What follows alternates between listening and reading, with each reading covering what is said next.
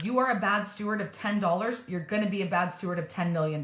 So if you don't feel right with yourself about making money, you have to check yourself. That's not me. That's not an anyone else thing. That's a you and God thing, because it's got to be right in you and how you are dealing with the money that's coming in right now, even if it's not the multiple you want it to be.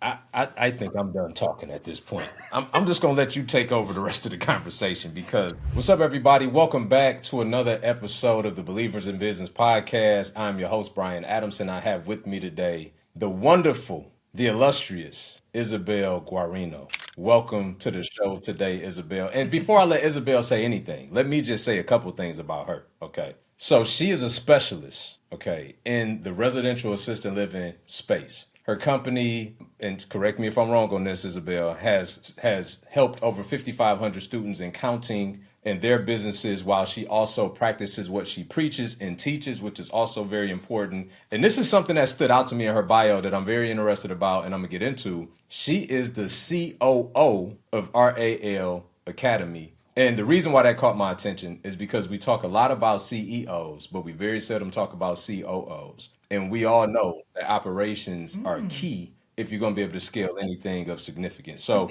Isabelle, first of all, thank you for coming to the show today. And, you know, we couldn't be happier to have you and look forward to all the wisdom that you can give us in this residential assisted living space. Oh, well, thank you for having me. That was a beautiful introduction. Absolutely. I'm grateful to be So here. let's start. I read somewhere that you did $2 million in a month. Let's just start there, right? We got a lot of coaches, consultants, experts that watch this channel, that listen to this podcast. And, you know, we don't make it about money, right? Because I think it's about impact over income. However, after we make the impact, we should make some income. So let's talk about what did that month look like? What was going on in your world? How did you get there? Yeah, we do 3-day trainings. So we host people in Phoenix, Arizona, where they're coming out to learn how to start an assisted living business. And those events usually do bring in decent money because we've got people coming to learn about assisted living. And so when they want to take it further and have coaching and one-on-one, touch points with me and all of our coaches, then they're paying for that, above and beyond just the education piece. They're paying for that connection, that network, different documents and things of that nature. So we've had a bunch of amazing months, but definitely quite a few incredible months where we've had amazing trainings with people all across the country coming in just to learn how to do this and taking that next step and working with us as coaches. And so I'm very blessed to be able to help people not just show them about a concept, but actually help them bring it to fruition. The coaching part is my favorite part because it's so amazing to be able to work with them and hear their struggles and be like, I know what it was like, and let's push through, let's keep going, because business is difficult when you do not have a network, a community by your side helping guide you through the things that you can get past, but sometimes you don't see how you can get past them. And so I love the coaching aspect of what we do. It's so interesting that when you help people get what they want, you tend to get what you want. And for some reason, we run out here and we always chasing things and we chasing invoices and it's like, no, just chase service. Like if you just get up and you Matthew 6:33 that thing and you seek to serve your assignment, word says that all these things would then be added. So instead of chasing things, we need to be chasing to serve. And that's exactly what I heard you mention, because I'm also one that believes that coaching is a calling. And it sounds like you feel that way as well. Like it's when God has blessed you to have very unique experiences to become an expert at something, it sounds like you also feel that there's a responsibility to then help others go out and do the same for themselves. Absolutely. I genuinely believe that if coaching is not on your heart, if you are not called to do it, then you should not, right? Like it must be a calling, because there's a ton of frustrating moments where you see where they could go or how they could do this. And it's so easy for you to see it and they won't take the advice or they won't do it or, something along those lines. So it can be very frustrating, but it can be the most rewarding career ever. And I do think that I like to live in that abundance mindset that, I opened my own care homes and I could never work another day in my life and just cash flow off of those and live a great life. But it's so much more meaningful when I get to now show other people how to do it, other people how to get that financial freedom and set their families up. If I just kept it all to myself and said, let me open more, let me not share this news like so many others do in many industries, it wouldn't actually be helping seniors. It wouldn't actually be helping our community. And like, I love what you said. when you are helping others, you end up helping yourself. The more people who open care homes, I don't view it as competition. I view it as exposure, because we need exposure on this industry. It's different than a big box community. It's a smaller care home with not a big marketing ad spend, no big sign out front. You drive by it and don't know what it is. But if you visit Joe Schmo's and then you visit mine, now you know what to search for. So it helps us grow. It's not competition. It's all of us working together to educate the market about other This is gonna be options. good today. Are y'all hearing this so far? This is a good one today. You said something that I just can't blow by before I go to the next thing, and that was the people who are hoarding the information because they view it as informing their competition. And it's another scripture that I love, one of my favorites. Proverbs 11:26 that says, the people curse the ones who hoard the grain, but blessed are the ones who sell it. Sell it, not give it away. God didn't want us just to give it all away. There's a place and time for that. But then there's a place and time where we're supposed to sell it. And it said, the people curse the ones who hoard it. So everything that you just mentioned is so synonymous with everything that I believe that we have a responsibility to share, and it should be from a place of abundance. And for those that don't, it's scarcity minded. Have you ever spent time in corporate America at all? Okay. Minimal. Okay. So I did a 12-year sentence in corporate, right? And during that time, right, it's so countercultural to everything we're talking about. The guy above you don't want to show you all his trade secrets because he's trying to protect his position. Whereas in entrepreneurship, it's just the opposite. If you want to get everything, you have to give everything away. Yes.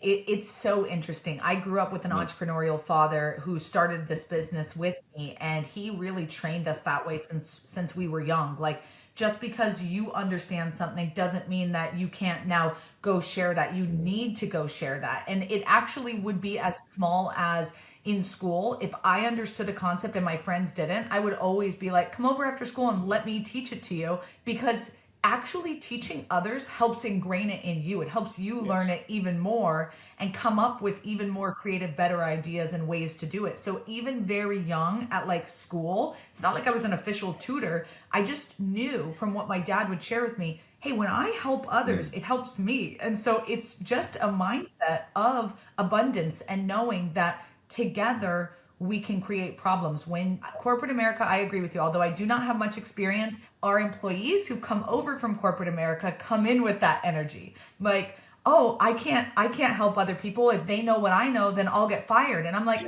no one's getting fired here. Like, I need everyone to be cross-trained. I need everyone to know what to do and everyone to be A players.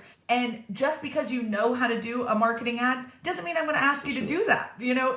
It's about who you are and your highest and best use always. So really interesting. I do love that. And this was somewhere that I wanted to go in the conversation, and you brought it up, so I will just park here for a second. First of all, my condolences to your father.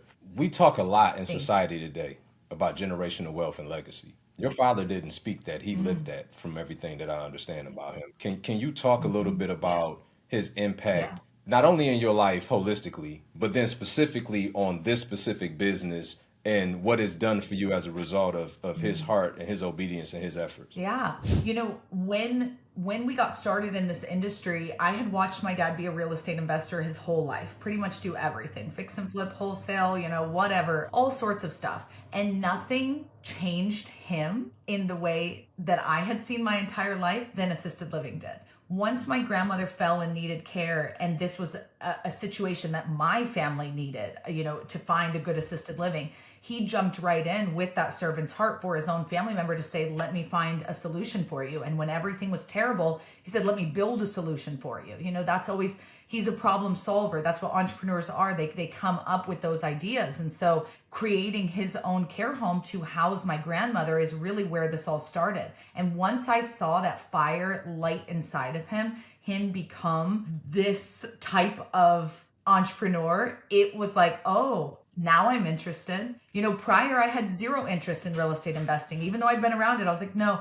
But seeing someone light up in that way and know that they're able to do good and do well. They're able to make money but give money. They're able to make money, but also feel really good at night about making it because they're making an impact, they're making a difference, they're helping people. That changed everything for him, for me, for my family. And it's just been beautiful to have been able as a daughter to work with their father for so long. We worked together, I think it was almost like 6 or 7 years prior to his passing. And many, adult children never get to know their parents in that setting. We know them as a dad, we know them as a partner, or, even maybe a brother or a friend, but you never get to see them as a coworker or a boss. And so it was really beautiful to get to know him in that way, and also know that his authenticity shined through on every single level. He was the same man at every single level, and it was truly who he was. There was no difference between who he was as a father, who he was as a partner, and who he was as a businessman. And that's difficult in a world where people are really fake all the time. And to see that was such an inspiration for me, for sure. Strong, Isabelle, strong. I just want to double click on this for a multitude of reasons, right? So the first one is, I'm a firm believer that real generational wealth is not to pass down the stuff, it's to pass down the skill. Because without the skill, the stuff will eventually wither away. And it's interesting, for all of which your father has left behind, everything you just talked about is essence and skill that I think you glean from him most. Is that fair? Is that a fair assessment? Yeah. Okay. 100%. Now, 100%. similar to you, I've got a daughter who I just married 2 months ago, right? 22 years old. And thank you so much. Congratulations. I'm one and done, by the way. And yeah, so that's that. But as she was coming up, I had her young, right? I was 18. I was doing real estate for like the first 14 years of her life. She never had any interest, right? And all of a sudden, by the time she became a senior in high school, she got curious. And she was like, Dad, I want to learn wholesaling. I said, I'll tell you what. I got a course. At the time, I had like this $9.97 course. It was going to be on sale for Christmas. I said, if you're serious, I'm telling you now, it's going to be 50% off for Christmas. So wait to buy it, but buy the course. Right? And every time I tell this story, with the exception of entrepreneurs, people look at me like I'm crazy. Like, what kind of dad are you, right? But here's what I know. If I've been doing this all your life and you had no interest, then I have to make sure you have tangible interest by coming to me today in the kitchen telling me that you want to learn how to wholesale, right? So when people pay, they pay attention. Yeah. Scripture also says that where your treasure is, so your heart will be also. So the heart follows the pocketbook. If you're serious, if your heart is really in it, then you will vote with your money. She's been a paid actress since she was 12. She had her own money. I knew she could pay for it if she wanted to. So she bought a course, and 7 months later, she had her first deal, right? But this is the part, though. I believe, and I got to ask her this. I'm doing lunch with her in a couple weeks. I got to ask her this. I think that her interest in real estate came as a result of seeing the joy that I had coaching people in real estate. When you said that, that's the first time I thought about this whole thing. I don't think that she all of a sudden was just like, that's the property. You know what I mean? I think she saw a shift in who I had become as a result of the people that I was coaching and serving. And then she worked with me in the education business during COVID while they were kicked out of school for a little while. And that was just a tremendous experience, to have her host virtual events that I was doing and things of that nature. So I so sincerely appreciate your sentiment regarding that. I think it's so true. Yes, he physically passed down businesses. Yes, he passed down things of that nature. But above all else, he passed down mindset, mentality, skills, know-how. Those are things that are going to take me a whole lot farther than money in the bank, to be honest, because that can go away at any time. A house can burn down, things can happen, but knowing how to rebuild, how to pick myself up, what to say and do when, things are in question, all of those are things that no one can take from me. And those are the things that I do think back and say, wow, I'm so grateful I had that time with you to learn the inner workings of your mind and who you were as a man. And it honestly set my standards for everyone and everything in my life so high that it's just like, if you're not as good as him, no way, Jose, Yeah. But I think it's great doing that with your daughter, for sure. Yeah, for sure. It's a blessing, to your point. Like, as you were talking, the warm and fuzzies was because the movie reel started playing, right? And I'm like, that really was a good time, us working together. And she's doing her own thing now, but it's not out of the question to think that we may align again in some form or fashion in some way. But I'm letting her go out, cut her teeth, do her own thing. And if God sees fit, then we'll make it happen, 100%. You never know. I always thought, like, growing up, I'm gonna find a husband who has a business idea, and he would just be like, oh wow, this is my idea, and I would bring it to fruition. And it turned out that it was my dad. It was like him saying, hey, these are my ideas, and I would be able to bring it to fruition. And that's where he named me the COO, because it was really that beautiful partnership of, he was such a visionary, such a dreamer, and would just say, this is what I'm thinking. And I had to be like, what's this going to cost? What's it going to look like? How do I really make this happen? And to be able to learn that skill and come back to him and say, this is the timeline, the cost, who it's going to involve. This is what we're going to have to pause to make this happen.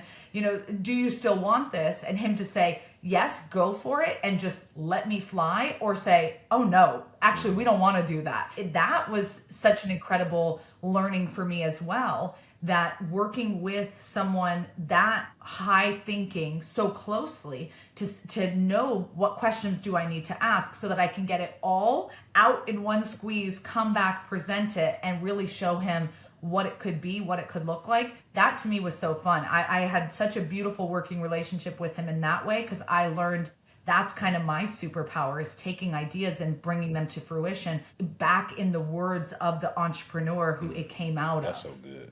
That's so good. If you don't mind for just a second, right? Two things. Can you talk to the Yeah. importance of what a COO does inside of a business? And just start there. I'll come up with something next after that. Just start there. Yeah. For me, it's always kind of been, I am that right hand. I'm kind of the voice of the CEO towards internal and even sometimes external, because it's a lot of times COOs are not, or CEOs are not protected. They need their schedules protected. Many times he's on a meeting and I'm literally like, this is such a waste. And we would have like code words to have me jump in, take it over, and so he could exit. That wouldn't have been able to happen if I did not know what he was thinking, how this could work, what's beneficial to him and what's not. So I had to really learn him and those intricacies so that I could take the vision and implement it to everybody else. But it's really comes down to all of the day-to-day of protecting your CEO, but knowing them like the back of your hand, being able to cast their vision and implement their vision, and understand what questions you can and can't come back for. Because sometimes it's going to be like you should know that, and you learn things over time. Like, it takes a while to get into the flow, but it's a beautiful partnership when it does work well together. And I've now had people who've kind of been my right hand through his passing, where I've been able to kind of raise them up in that role and say, I need you to ask me all these questions in the beginning, because you have to know how I think so that you can now go do all of this. So it's been fun to be on, one side of it, and then also now kind of step into the other side of it and be able to train others to be that for That's me strong. almost. That's strong. So my second question or follow up to that is, you're a woman in business. What problems do you run into, Isabelle? I mean, you got a great personality. You're easy on the eyes, right? Like, in, I don't want to say a male dominated space, because I think that that's a little heavy handed, right? But just talk about what your experience as a woman in business has been. It's so interesting, because at first when I would come to events with him, I was like, oh my goodness, everyone is like a 50-year-old white man, That's what it felt like. It was like in the real estate space, in the coaching space, it was kind of everyone looked the same and they did not look like me. And so I never had ambitions of speaking, promoting. I liked being behind the scenes. And so I had no problem interacting and working with them. And that was all great. But I don't think people really took me very seriously, not just because, I'm not going to say it's because I'm a woman. I'm going to say I think it's actually because I was really young when I got started with them. I was in my early 20s, and I'm like running this multi-million-dollar business. When we started, it was the two of us. There's over 50 of us now, over 8 companies. And so, I built that with him, but no one was really taking me very seriously, because they're like, oh, you're just his daughter, cute. And it's like, okay. So over time, and especially after his passing, I think people started to understand either this business is going to crumble or it's going to rise. And it's one or the other. Like, it was a split moment for us. And it was one of those situations where I was just like, okay, I'm pushed off the cliff and I have to decide, am I falling or flying? Truly. We had affiliates who we'd been working with for 8 years who said, cease relationship. We want to see how you do. And that was really hard. Like, I felt like I thought we were friends. I thought we were doing business. Like, we're making you money. What do you mean you want to see how I'm going to do? You know how I'm going to do. But they had never seen me speak, sell, present, lead. They'd seen behind the scenes. And so it really became one of those situations where I had to learn a whole new skill and become a different person to run from a different angle. And I'm actually so grateful that all of this happened, because the challenges it gave me really showed me who I am as a person and who I am under pressure. And my first event, I broke records. I sold more than my dad had ever sold. And he was like literally an OG from, stage selling. And so that was like, oh my God, I think I can do it. I think I can do it. And it was just interesting to see people's reactions. So I think that there's a reaction because of you're young and people just doubting you. That's literally biblical, right? Don't let them look down on you because you're young. I think being a woman in business, for me, I've always used it as a pro. When I get to walk in those rooms now and everyone's now they're 60-year-old white men, right? I'm the only female. Everyone's wearing black, blue, and gray, and I'm wearing a bright red sparkly suit. They want to say hello. They want to say hi. You're the one unique and different person in the room. And I'm newer in business, even though it's been now forever, it feels like, right? 10 plus years. If I say, hey, I really want advice, I really need help, they are so willing to give it. If a new person in business was a 60-year-old white man and said, hey, can I have advice? They'd be like, no. So I use that. I'm like, my unique, my different, my one thing that makes me stand out, that's my key, because they will all help me because of that. And so instead of seeing it as a con, I always try to use it as, this is my in, this is my pro. Them looking down on me gets me the advice I want, gets me the connections I want, because I'm willing to ask. We could talk for hours. I so love the response for multiple reasons. One, if you can shift your perspective, you can shift your life, right? Secondly, almost all the women over the years that I've coached in real estate or in business have always done well if they took that same position. If they played the victim, then it didn't work out well. Mm-hmm. But if they owned the fact that they are the unique unicorn to some degree in most rooms that they walk in and leverage that, they find that people embrace it, because people do want different. They may not say it out loud, but when different shows up, and not just different, but it's exceptional, they gravitate to it, right? So let's talk about residential assisted living, right?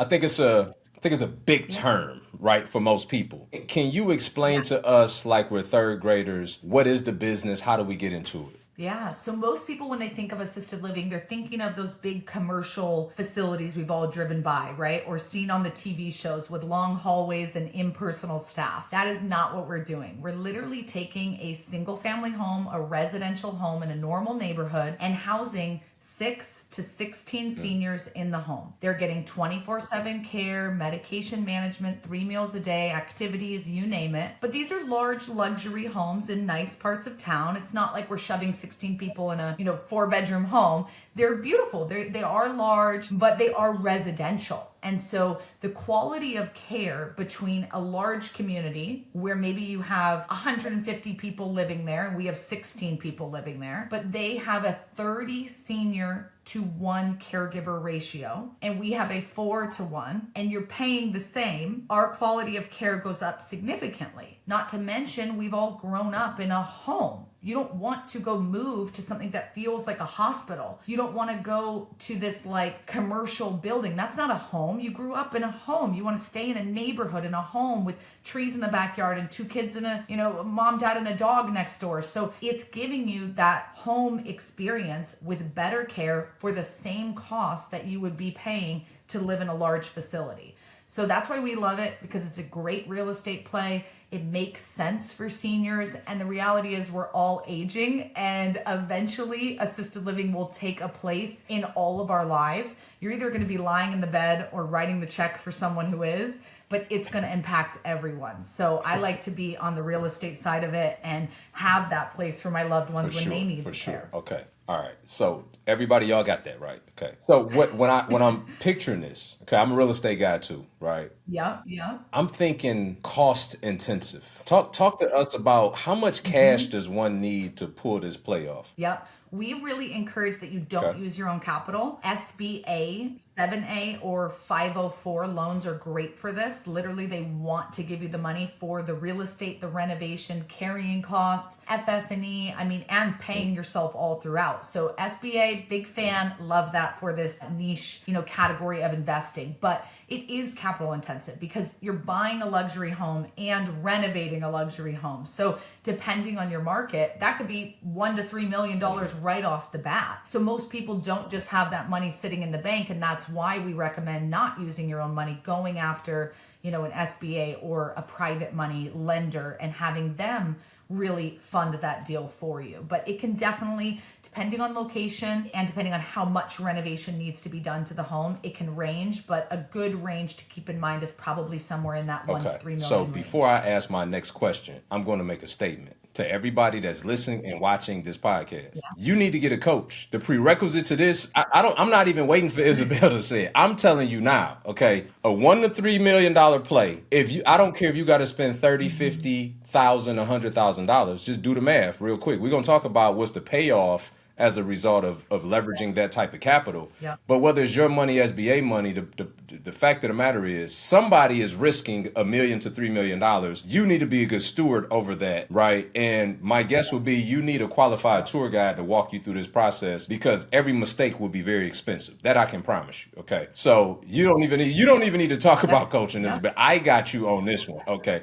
Anybody watching this that's signing up to do this thing is going to do this, and hopefully with you. Okay. So now let's talk about. I put a million to 3 at risk. What's all of the different monetization aspects of what this play looks like? So more or less, the people living in the home right now, average cost of assisted living in our country right now is $5,900 per month per resident. So that's what a normal senior is paying to live in assisted living. But remember, average includes our friends on government funding as well as our private pay friends. So it's bringing us right there because government funding pays out at about $2,000-ish per person. So it's not very much. It covers rice, beans, and hot dogs. Like, it's not good care, it's not good food, and that's really unfortunate, but it is what it is. So private pay, you may be $6,000, $7,000, $8,000, $9,000, $10,000 a month to live in a care home, and that's where it's bringing us to our average of $5,900. So if you had, let's just say, 10 residents living in the home, and you're going to go private pay, so a little bit above average, we'll call it $6,700 a month times those 10 residents, you're bringing in $67,000 every single month. But you're not taking that home because you got to pay the mortgage. That might be $12,000 a month, right? If it's $1 million plus home, it could easily be over $10,000 for that mortgage. So we'll call it 12. And then to pay for the staff, the utilities, activities, food, all in, all the expenses, it might be another like $35,000. So take that out right there. But $20,000 a month is now falling to the bottom line for you, the owner operator. You're not living in the home, you're not working in the home. You've set up the systems and the staff so that it's running on a day-to-day. You own the real estate, you operate the business from a more passive, hands-off perspective. I spend about 5 hours a month on my 5 hours a week on my 3 care homes. So it's not like you're not doing anything. You're doing something, but it's not very much. And that one home bringing you in 20 a month, that's pretty good. So there's definitely money to be made in this, and you're still able to have that time freedom that you want. It's not building yourself a job, it's building yourself a business. For sure. And even if you were building yourself a job that you had to work at 5 hours a day to make $20,000 a month, it's beating whatever other gig you're working right now, right? Let's be very clear. So yeah. Oh my God, that's amazing. Okay, now when you look at that, do you still get to capture like depreciation? Like, it's a straight real estate? Is it a real estate play and a business within the real estate? So you get to look at it from both perspectives? Yeah, exactly. So you're still owning this property long term. We've now owned our homes for over 14 years. So our mortgages are a lot less than they would be right now if we were getting in. But still, even if you got in right now, think of what is going to what's going to be of value in 14, 15 years. The home's still an appreciating asset. You're still getting all the regular, benefits from owning this home. as a long-term tenant, more or less, because you're kind of leasing it to your own operations company who's running the business in the home. That put a smile on my face. I like where this conversation is going, Isabel. I'm just going to keep pulling these layers of this onion back because I'm liking what I'm finding. Okay. Good. All right. So I know somebody's listening to this and they're like, okay, wait a minute. We're taking care of people, right? Granted, I'm not the one, with syringes and gloves on, but somebody is. And what type of licensing do I need to make Yeah. sure that I'm in good standing with whatever is going on? Great question. The physical home has a license, and that's based on safety for the seniors. So points of egress, ramps, guardrails, handrails, things of that nature. It does not need to be ADA compliant, but you want it as close to that as possible. So the home has a license, and then you're hiring a licensed administrator. This in the real estate world is kind of like our property manager. So they deal with all the hiring, firing, training, onboarding of your caregivers, all the independent contractors who are coming and going, whether it's a handyman, a lawn guy, a pest control, whatever it is, right? They're kind of dealing with all of that. And the marketing, getting the seniors and their families to come tour and sign up to live in the home. So they really run everything within the business, that licensed administrator. The third license involved is the licensed caregivers. So you're hiring them. They usually have 1 to 3 years of experience before you're going to hire them, and they are doing the care for the residents. So they're helping with ADLs, activities of daily living. It's getting up out of a chair, it's walking, it's toileting, it's showering, it's eating, brushing your hair, brushing your teeth. That's what these seniors need help with. It's not Golden Girls, like they need help. That's why they're living here, right? So it's if they could live at home alone, they would, right? They have to have this care. And so the caregivers are doing that 24/7 care for the residents. But you, as the owner operator, actually don't really have a license. It's the home, the administrator, and the caregivers. I like it. And I'm sure it's a ton of E&O insurance, errors and omissions insurance. There's liability for the home itself. Okay.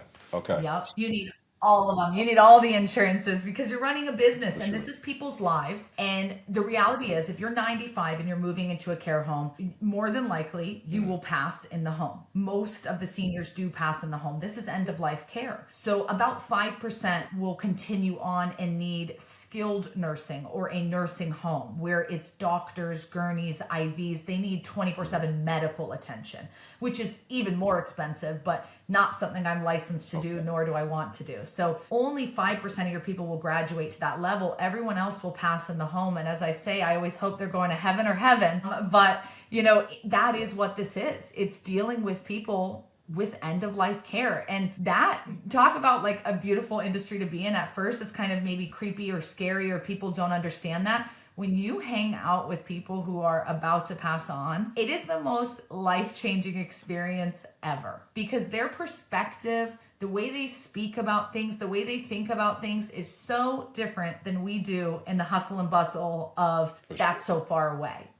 They are so grateful and they're so precious and they're telling you all about what actually matters in life. And it's so beautiful. I love being able to love on people towards those last years of life. It's my life's greatest blessing. I can only imagine what those conversations are like.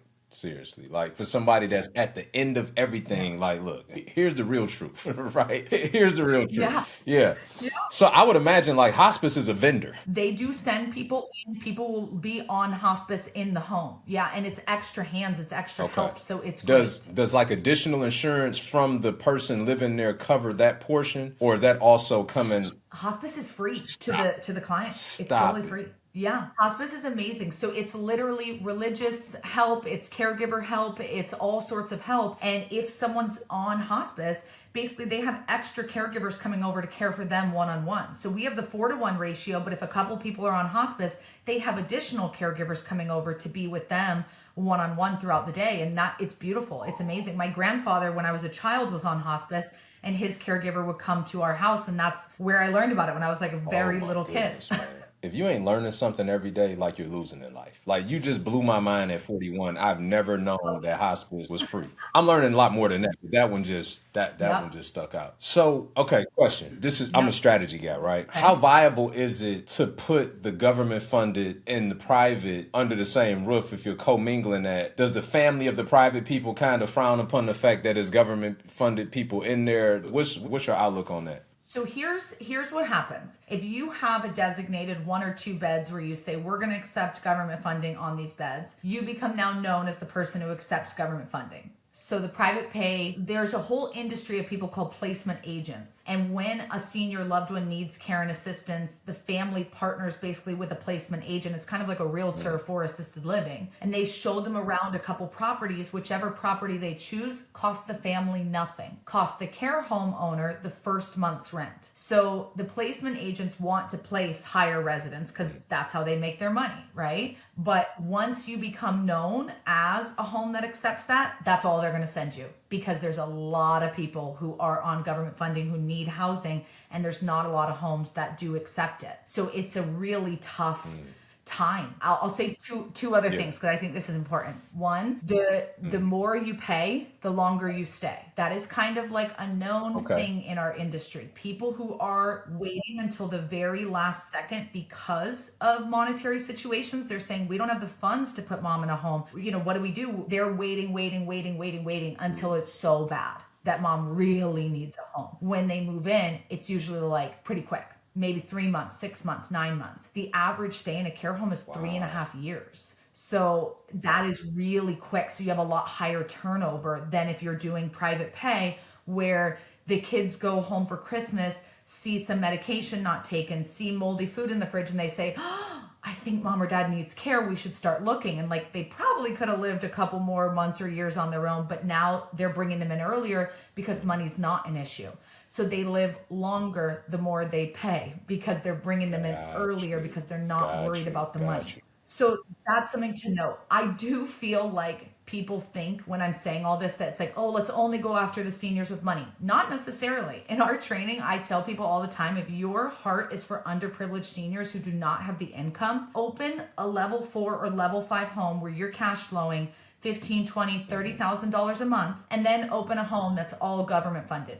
And use your profits to give them a level 5 experience. Give them a private chef. Give them the baby grand piano. Give them all the perks that you're giving them. Open a third care home and you can take that money for you. But you can give back, but you cannot give what you do not have. There's an order to this. You got to open the 5 first to open the level 1. You don't do the opposite and say, oh, my heart is for underprivileged seniors. Let me just do You're never going to make enough money to give them what you want to give them. You got to make the money to give the money. People really have a bad mindset on money and they think it's a negative thing to make money. It's literally biblical to make money.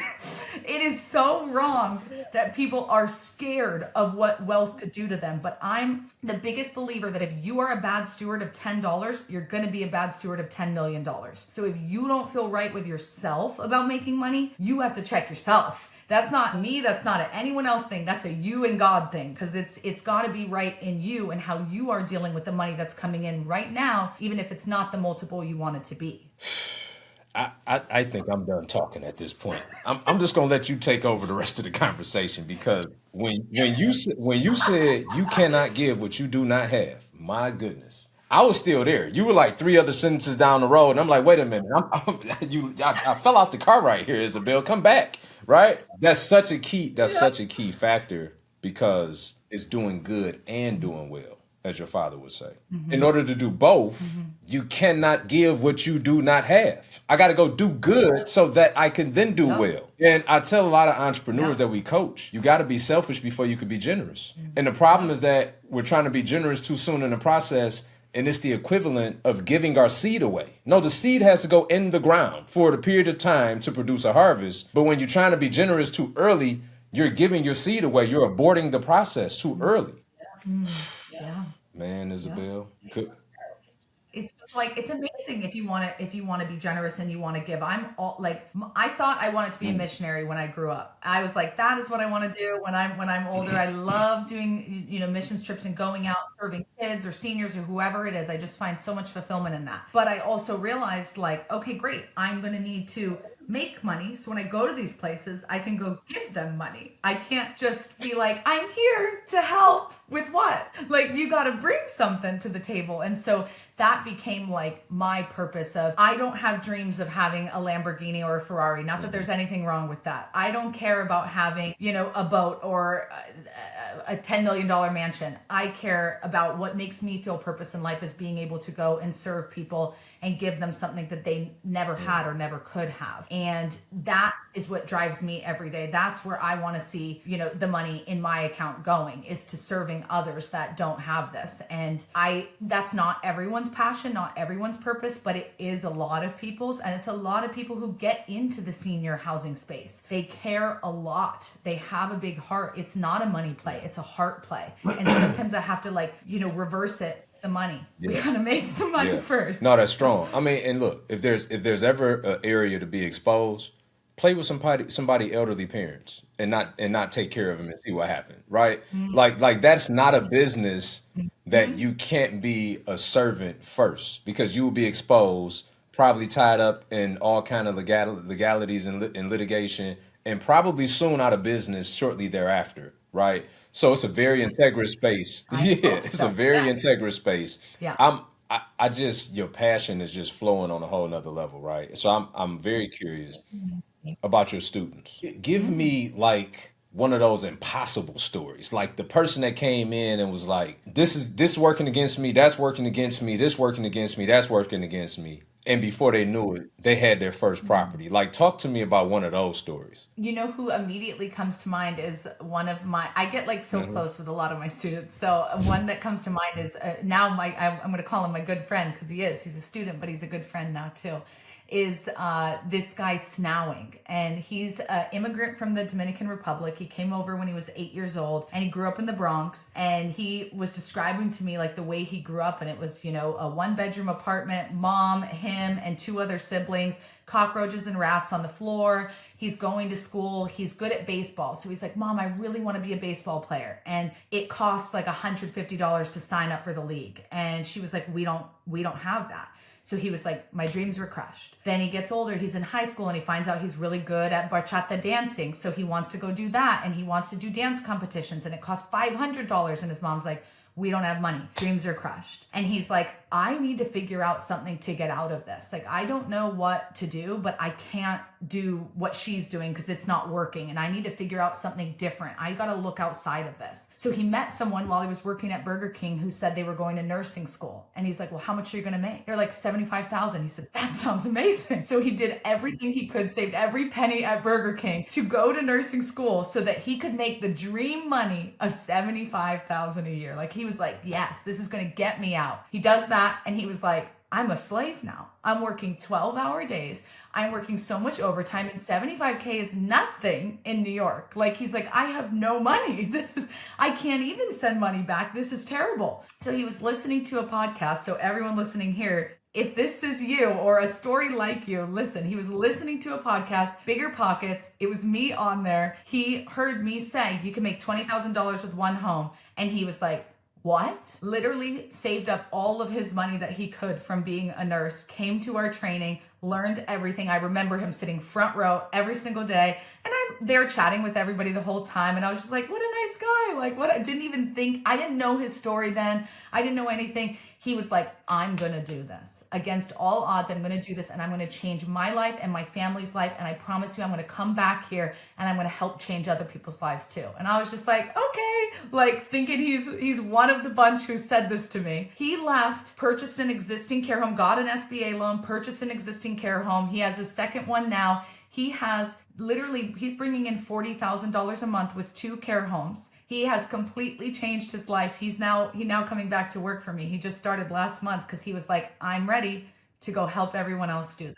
Like, my life is forever changed. Everything just lined up the way it was supposed to. Because what if I had that money to play baseball? Maybe I'd be in the MLB. What if I had that money to be a dancer? Maybe it would have gone this way. He's like, everything lined up and brought me here and brought me to this. And now I have my home. Now I serve seniors, and now I'm cash flowing, and I can give back and teach others how to do the same. And to me, when I heard him finally tell me the whole story, I was like, what? And it was so beautiful. And it's just, It's just amazing. I It's so love amazing. that story. I so love it. It just eliminates excuses, right? You and I know that they don't exist, right? And others kind of wrestle with the Hmm. idea, but then you hear a story like his, and it's like, no, they don't exist. They really don't. They only exist if you accept them, right?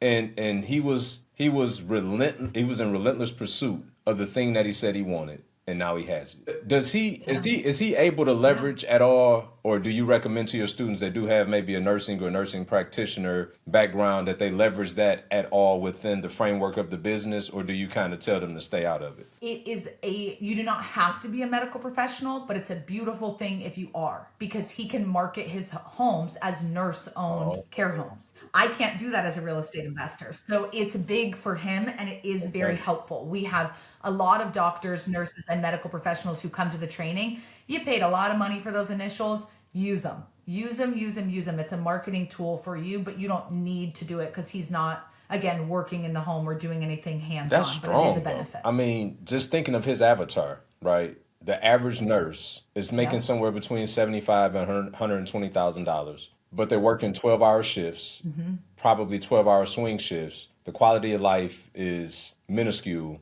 and if they can actually still leverage those initials for something greater and still do good and do well, Yeah. that's a no-brainer. By the way, if you're a nurse, Yep. yes, I was talking to you. If you're listening to this right now, okay, just so you know, yes, I was talking to you. Okay, Yeah. content. You do it, Yeah. and you do it well. I was looking. Okay, Yeah. most entrepreneurs, for whatever reason today, struggle with content, and more particularly being consistent with doing their content. Do you struggle and do it, or do you love it Yeah. and do it? I love it and do it. I love filming days. I think it's fun. And what's funny is literally before my dad passed, they asked me to be on camera for something and I was like, no. And I like hated being on camera. But once I started doing it and got my flow, got my confidence, I was like, okay, this is great. I don't like to watch the footage once it's filmed. Got a team to do that, to edit it. But I'll sit down and pump it out all day. I don't mind now because I know that that one video, that one post, that one whatever podcast might get to the right person who needs to hear this message, who's struggling and looking for an answer. And if I do one thing that gets to them, that's all I want to do, is help them find their financial freedom and their solution for their family. It's really a dual purpose. It can serve a lot of people. So everything I do now, I love it because I know what Yeah, the that's outcome can strong. be. That's strong. It goes back to where we started the conversation about service, right? If you can look at your content from the vein of the content is not for you. It's about you for them.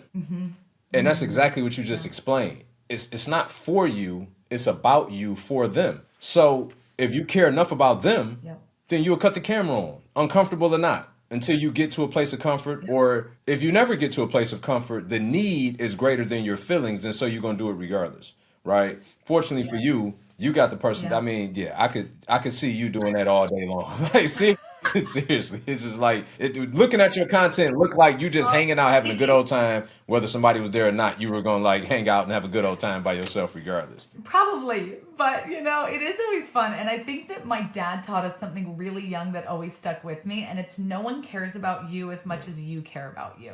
And that to me helps me get over a lot of imposter syndrome, a lot of like, oh, I'm scared to jump on the stage, I'm scared to do this or post this video.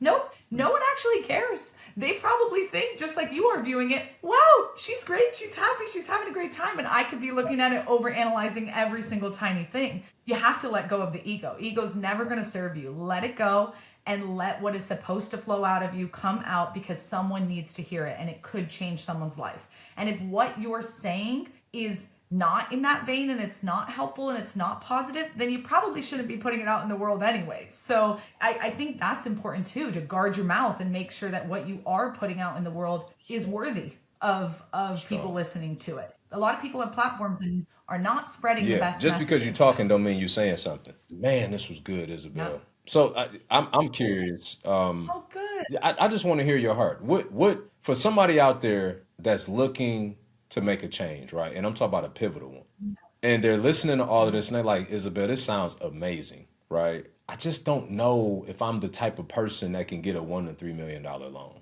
And I heard the story, Yeah. and I get that, but I'm still in my head, and I'm just like, particularly because I just don't think I'm worthy to even be able to get a $1 to $3 million loan. Like, what would you tell that person? Man, I think it's so interesting how we hold ourselves back in our own mind of what is possible and what's on the other side of this. There is absolutely nothing stopping anyone from getting into this industry, from doing good, from helping people, and God literally calls us to serve the elders, the children in our lives. And I think that this is one of those things that when you are called to do, you should not do this just because you see the financial reward and you're like, oh, that's exciting. You should do this because you're called. And when you have that passion, it will shine through. When we're showing you what to put in your business plan and we take care of the logistics for you, all you have to do is worry about showing your heart. And when you show your heart to people, this is an industry that is so different than gold, than coffee beans, than crypto. That is not a heartfelt investment. This is. When you're having the conversation about what it's actually like to put your loved one in a care home to an investor, and they understand what you're bringing to the market, they will literally throw money at you. Because this is something that checks the heart box and the wallet box. It is so unique, so different, and it does not matter who you are, your background. If you have the heart, if you have the passion, we'll take care of the logistics. That's what you need to bring to the table. The money becomes obsolete. It becomes so much less important than you bringing the time, the equity, the sweat, the know-how. All of that is going to matter so much more in the end than a dollar. And if that investor doesn't want to work with you, you move on to the next. You know, I think Dr. Seuss was told no to 274 publishers told him no before he got his first book out. I've talked to so many people who get 2 no's, 3 no's, 5 no's, and they're like, I can't do it. Keep going. If it's important to you, you'll find a way. And if it's not, you'll find an excuse. Well, yeah. So tell me this really quick, Isabel, if you don't mind. Like, what does it look like to work with you guys? Like, what is that? I guess one, we'll get into the contact piece here in a second, but what exactly does that look like? Okay, day one, I'm in your program. What are you helping me to do? Yeah, great question. We do a 3-day training in Phoenix, Arizona. So day one, we're literally going through all of kind of the basics of assisted living. So you get the groundwork laid. We're talking about what hiring looks like, who you need to hire, how, what processes you need to go through with them, what questions you need to ask them. I mean, the entire process of hiring, as well as tours and marketing. So how are we getting the word out there about your home? And when the seniors come in, what do you say on the tour? What do you do on the tour? What paperwork are you giving them? We're going through all of that process. And then funding. We're really touching heavy on how you're putting this together so that you can raise the capital to go do this. Day 2, we show you tours of our students' homes across the country. We've gone out over the last year and filmed, I think, over 50 tours now of our students. We've got more than that, but we just hit like the top 50 homes. And now we kind of see who's in class, see what states they're coming in from, and then show some videos in those areas so you can see tangible what this looks like. We run through each of their numbers, each of their obstacles, and the things that they said they really learned along the way. So you're getting hands-on kind of with the students. We do a Q&A panel with my entire staff. The staff were all past students who went through the training, opened up their own homes, and now they're back to teach and train. So you're able to ask any questions that's come up. And then we're breaking down another financial section because we know this is one of the biggest issues that people have. They're like, I get the concept, I get how to do it, but how do I do the money? We do another financial section where we're literally helping you build out your pro forma that you're going to put in your business plan. So we go through the business plan as well. On day 3, we have asset protection. We have a memory care section. We do a remote operations section because you don't always have to open a care home where you live. Maybe you want to open it somewhere else. We show you how to do that. And then we do a marketing section, an additional marketing section that's sharing with you how to build a wait list for your home before you even have a home. So we're going through A to Z, buying this home, renovating it, staffing it, marketing it, licensing it. I mean, every single thing so that when you leave, you're like, okay, I know exactly what to go do. We even give a roadmap to success so they can check off things as they're moving along the way post That's a training. tremendous amount of value in 3 days. Like, you lost me a performer on day 2. I was like, y'all doing performers on day 2? Like, this is crazy. Yeah, I mean, so it's this is not like a teaser. This is like, no, come get fed. This is the real thing. My goal is that every single person leaves and knows exactly how to go do this and can go do this. And honestly, it is not, I've been to way too many seminars where all they do is pitch you on the next thing, pitch you on the next thing. That's not what this is. I want to honor my students and the time that they're spending with me. So on day 2, at the end of the day, I basically say, class is done. If you want to go to happy hour. Love you. See you out there. If you want to stay and learn about coaching and how to work with us, you can stick in the room for 15 minutes. I talk about it for 15 minutes. Day 3, we're back to content. It's not talked about again, because I really don't think it's fair when people come to learn it all and all you do is pitch your next thing. I want to give it as an option, but I don't need to drown you in it. It's for you or it's not. For sure. That's strong. That's strong. How often do you do these 3-day events? Every 6 to 8 weeks. So we have 8 of them per year. Okay. So I guess the last thing is, where can people find you? And then we'll obviously have links in the description and whatnot. If you have a link to the next 3-day event that you guys have, I love to put that in the show notes as well. But yeah, where can people find you and soak up some more of this great content? Perfect. You can follow us on social media at RAL Academy. And the best website to learn more about all of this concept and kind of how you can get involved, you can schedule a call with me or the team, is ral101.com. There's a ton of free stuff for you there that you can get started. And we will make sure to have those links in the show notes for you guys. Isabelle, wow. That's all I can tell you. Wow. This was Thanks for having me on. It was fun. This is one that everybody needs to go back and rewatch, because you dropped a tremendous amount of game and gems and wisdom that they can glean from. So thank you. I look forward to crossing paths at some other point in the future as well. Yes. Thank you for having me.